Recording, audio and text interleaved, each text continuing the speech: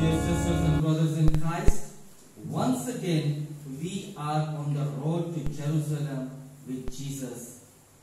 It is the second time when indirect reference occurs regarding Mary. By the way, this is one of my favorite Bible verses regarding Mary, where Mary is misunderstood most of the time. Although it is indirect reference to Mary, but still, as I said, it has been misunderstood by our known Catholic brothers and sisters on the role and character of Mary in the salvation plan. A woman who was following Jesus, and she must have experienced that how effectively he has silenced his opponents and their meaningless accusations, is claimed in the crowd with a Jewish blessing. Blessed is the womb that bore you and the breast that nourished you. A considerable action of a woman shows that she was moved by the teaching and authority of Jesus. Therefore, she felt the freedom to go beyond the Jewish religious and social barriers in 3 ways. Her exclamation was a Jewish blessing for the mother. She said the prayer over womb and breast, which only priests can say in the temple. Second, she spoke to Jesus in the crowd, which was socially not appreciated in the Hebrew society.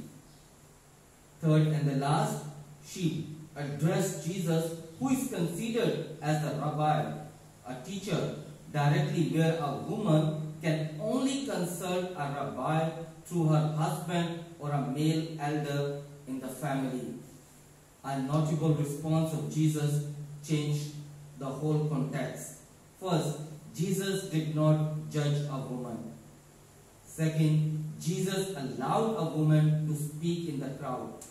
Third, Jesus appreciated her blessing, and that is why he replied by extending the blessing through emphasizing on the importance of the Word of God.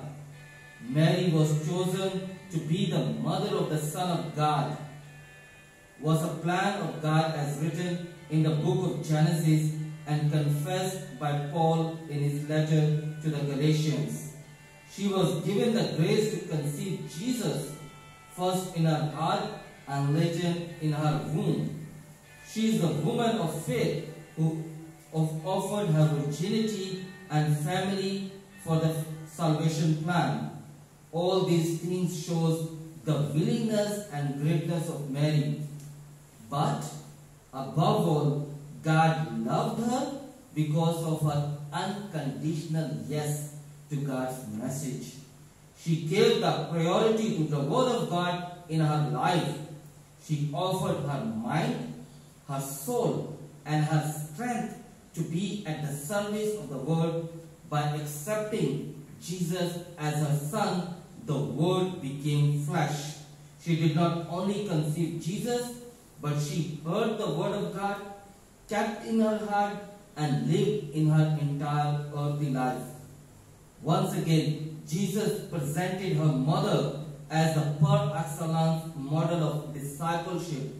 Like Mary, we each one of us are invited to form Jesus in our society through our words and actions. We Mary, the mother of Jesus, and our mother, intercede for us to be at the service of the Word through the Christian living and witness.